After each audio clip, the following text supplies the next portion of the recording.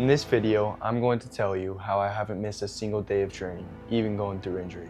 If you don't know me, my name's Peter Hedengren, and I've grown up my entire life surrounded by a running family. My dad ran for BYU, my sister's got a few national records, my brother runs for BYU currently, and I'm a sophomore in high school trying to make my way through.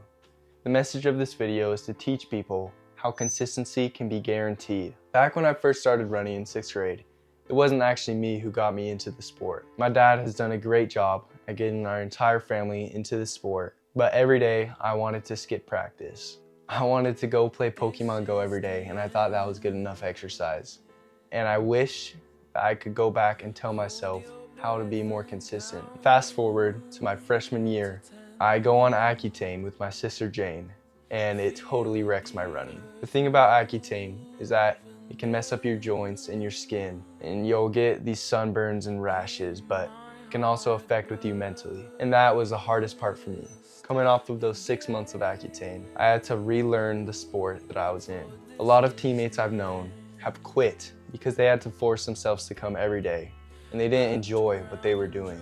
The biggest tip I can give is to have fun, and I know you think that's cheesy, but the reason behind it is if you don't enjoy what you're doing, your mind is going to tell you to quit. In a recent interview after my sister broke the 15-minute barrier, the interviewer asked Jane something along these lines: "What goals come next for you?" And I thought Jane gave the best answer that she could have. She simply put, "My goal is to continue to love the sport that I do." Most people think top runners are motivated 24/7. That's where they get it wrong. Top runners just learn to love the sport and learn to love the hard work that they put in.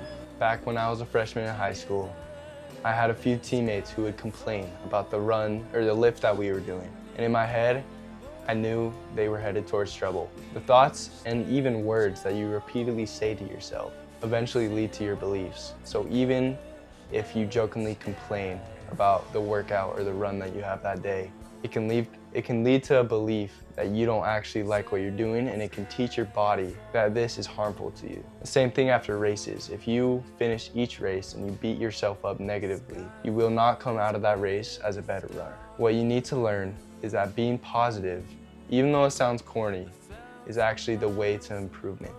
Even this last cross season, I made the bad mistake of being too motivated. Being overly motivated, it's easy to burn out at the end of the season. And anyone can start the season, but it's champions that finish the season strong. You have so much time in your career, whether running or in other sports, whatever you do, and it all comes down to consistency. My favorite way to approach running is to make it wrapped around my identity. The daily runs, the getting good sleep, the stuff I'm eating, it all becomes wrapped around who I am. It doesn't feel like I'm trying to force something that I'm not.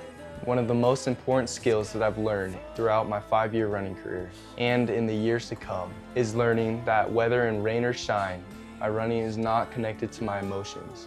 When I was a freshman and I was coming into high school, everyone was telling me, "You just need to have fun." And my response to that was, they don't want me to be fast. They don't want me to be motivated and be running all these fast times. And I saw them as the enemy, and what they were saying was wrong. But looking back, I wish I would have known that having fun doesn't mean not pushing hard. It means telling your brain that what you're doing is actually good. I only actually learned how to love running about 5 years in, so don't worry if you're just starting and it's pretty rough. I promise with a few months of real consistency, you'll start to enjoy it more. One of the ways I've taught myself to love running so much is the benefits and the things it brings to me in life. It brings me health, it brings me connections, and most importantly, it pushes my mind to do things that it doesn't want to do. In closing, I just want to finish with love what you do. Whether you run, whether you do art, whether you play soccer, it doesn't matter. Convince your mind that you love what you do, and the rest will take care of itself. I'll see you in the next video.